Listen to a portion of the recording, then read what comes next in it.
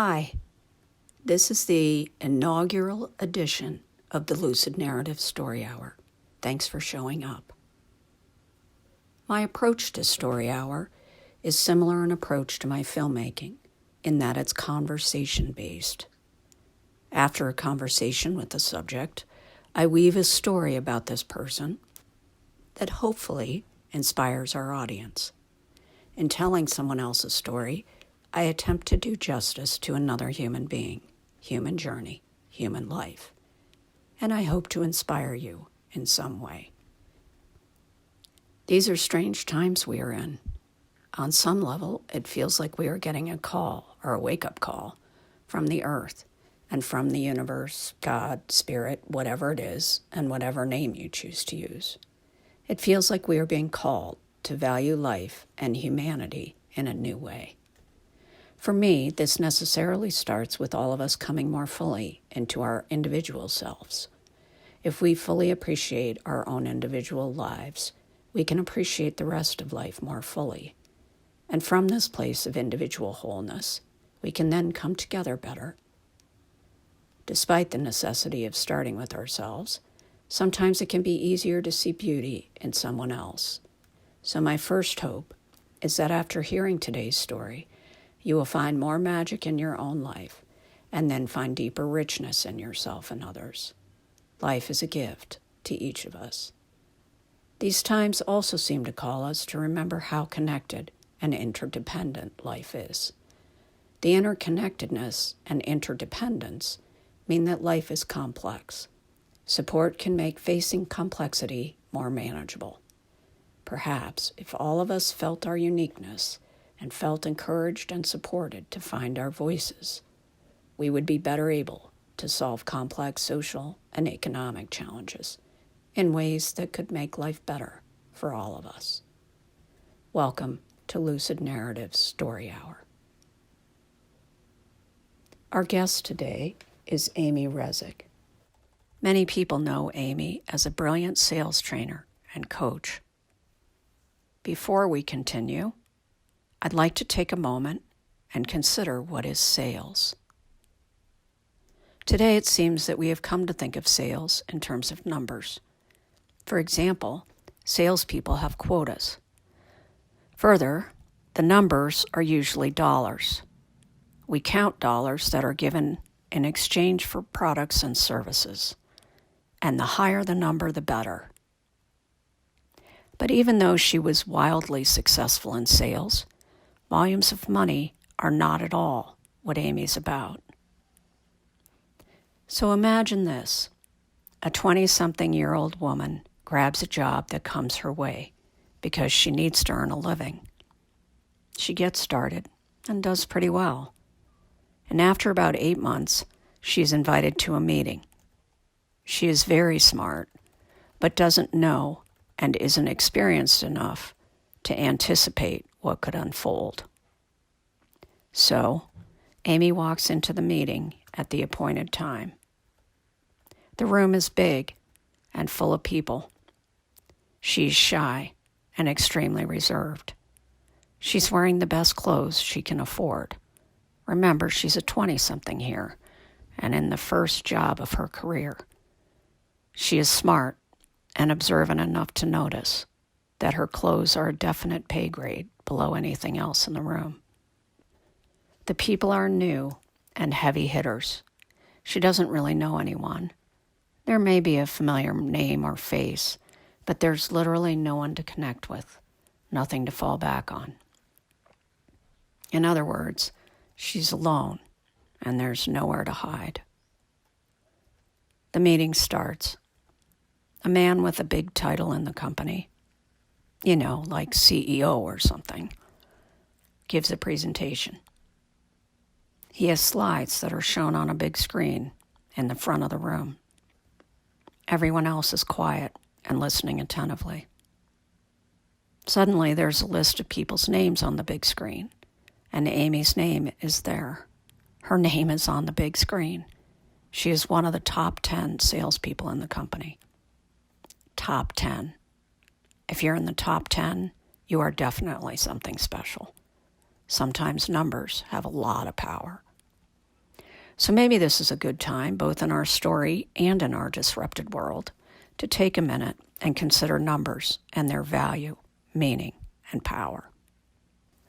At the time of this writing, 22 of the 50 United States are on lockdown orders. 49% of the population is staying home. More than 90 colleges and universities have canceled spring 2020 graduation ceremonies. But what do these numbers really tell us? There's a lot that they don't tell us. One thing they don't tell us is about the college seniors who are grieving because our socially acceptable rite of passage into adulthood, what we call graduation, is deeply meaningful to them. And add to that the lost glory to record numbers of first-gen graduates who would have walked the stage. The numbers don't mention my 80-plus-year-old neighbor who is feistily living alone. Her loving children who visit her regularly bring her food. On the phone, she is telling old lady jokes.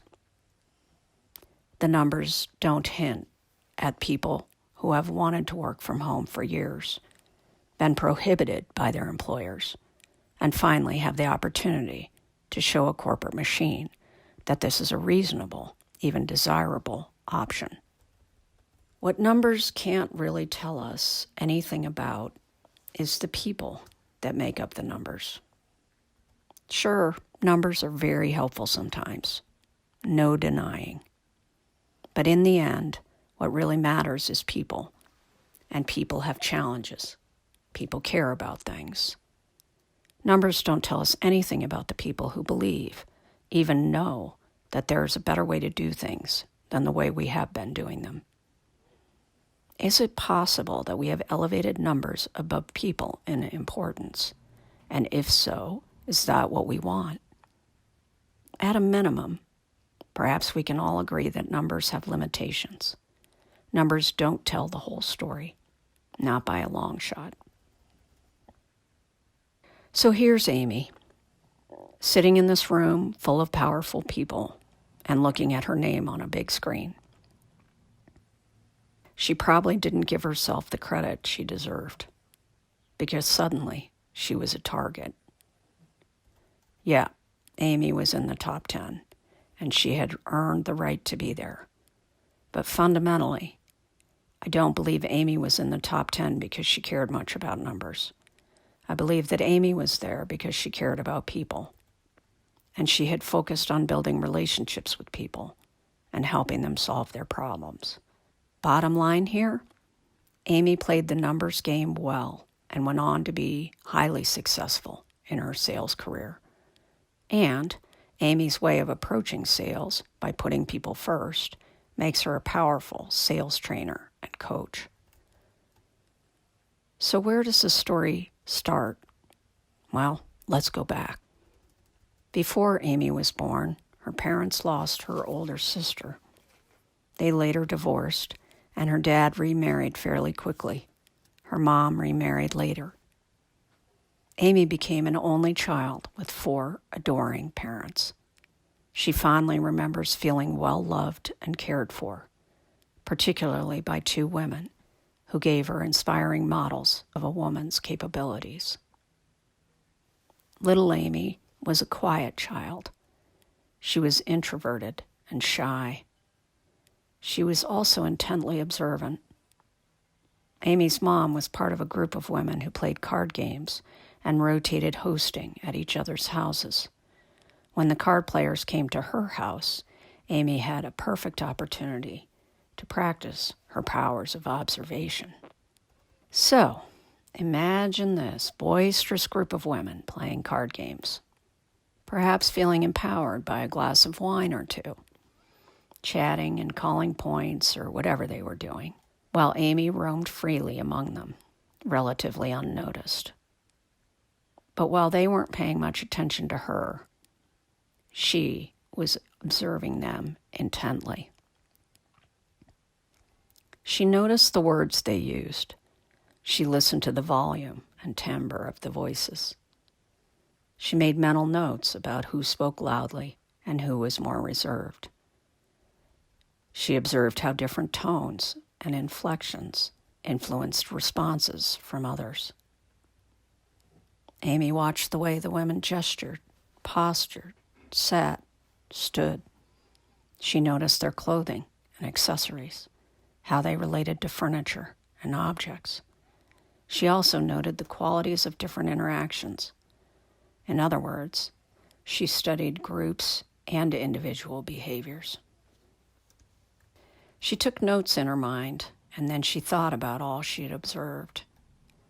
Now, we all know how children mimic behavior and learn from adults. So this might sound like a game many children play. But the difference is the way Amy took it one step further. She looked at her observations. She mimicked what she admired in the woman, and then observed the responses she received. It's impressive to think of a young girl with such great clarity and insight. It seems obvious that her passion for studying people and all their subtleties of communication started at this young age. In any case, this early research started Amy on a lifelong quest to understand human psychology and behavior. Years later, Amy and her mom talked about this experience. They put together what Amy had noticed about the different women with what her mom knew about them and their lives. And, as you may have guessed, Amy's observations were pretty accurate. The women whose behaviors seemed the most erratic had led the most tumultuous lives. If we reflect on this part of Amy's story, this experience seems pivotal to how Amy operates in her life today. Years of observing behaviors and responses has helped Amy develop her gift of connecting with people and connecting people with each other. Amy is also self-reflective and insightful. A quote by Socrates, the ancient Greek philosopher, comes to mind. He said, "The unexamined life is not worth living." When we examine our own lives, we observe them and pay attention. We can think about what we do, how we do it, and what might be underneath. Reflection can add great value, as Socrates suggests. It can help us live in a way that honors every moment that we are given. Amy's story is also a great reminder that little things can mean a lot. In Amy's observations, these little things might be gestures or vocal inflections. In our strange lives today, these little things might be an invitation to play from a child or a pet, or they might be exchange of smiles with a stranger. We can notice the little things that give us joy and feel grateful. There was another powerful force in Amy's formative years. She was deeply loved and cherished by her father.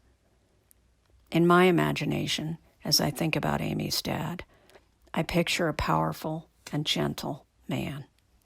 Perhaps he's soft-spoken and reserved, a master of himself as he responds rather than reacts to whatever life hands him. Amy remembers that he took lots of kids under his proverbial wing. Maybe any kid in the neighborhood who needed a grown man for a guide had this man to turn to. So let's call him Dad for the moment. Dad takes Amy to the neighborhood grocery store. This sounds familiar, right? Lots of us take or have taken our children with us to the store. Dad and Amy shop for whatever it is that they need. The two of them wander the aisles, exploring options, talking and sharing and making choices. What should we get for dinner? Do we want popsicles for dessert? He has things he wants, and this young girl has some things she wants as well.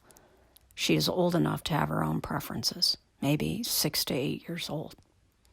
The two of them fill their big shopping cart with goodies. This picture reminds me of the Carrie Underwood song, All American Girl. There's a line in the song that seems to sum up this relationship. And the line is, she's the center of his whole world. In Amy's case, it goes both ways. He's her go-to for everything, and everyone knows it. This man adores his little girl, and this little girl adores her dad. So they collect their items for purchase, and now it's time to go through the checkout line. Dad goes first and unloads the items from the cart onto the cashier's table. She waits behind. Wait, what? Yes, the picture becomes unusual right here. Imagine this little girl, no more than 8 years old, standing by herself in the checkout line with her special cookies or whatever it is she wants to buy. She may be no taller than his waist, and like any young child, she's distracted by all the shiny and perfectly placed special items near the checkout line. The woman behind them begins to unload her purchases on the grocery checkout table after Dad. "Excuse me, please," says the young voice. "I'm in line too." Because she is. Now what happens next can go several different directions. The woman can apologize and step aside so that Amy can check out. Or the woman can be grumpy and protest, and the young girl may need to stand her ground, may need to restate her position. Perhaps the woman will try to override the young girl. No matter what, there's a strong, gentle presence standing there, witnessing and waiting. If she needs him for courage to speak up, he's there. If she needs him for reassurance, he's there. If she needs assistance, he's there. What a beautiful scene.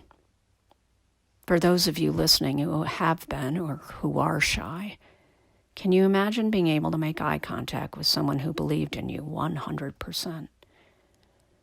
For those of you listening who have struggled to claim your voice, what would it feel like to know someone standing right next to you was waiting and wanting to hear what you have to say?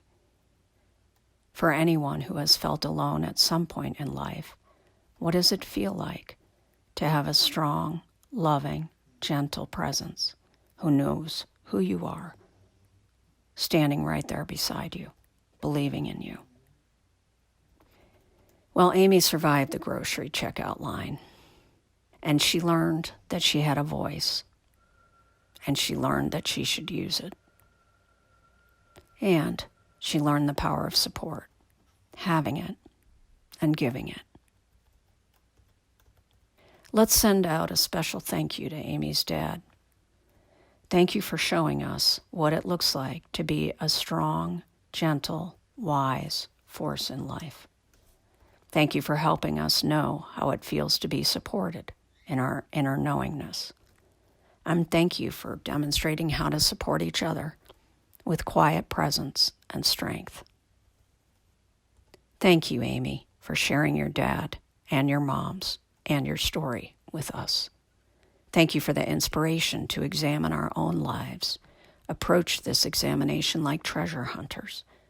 And thank you for the reminder that each of us has a powerful, gentle force inside ourselves that can support us and help us be supporting of others without feeling compromised.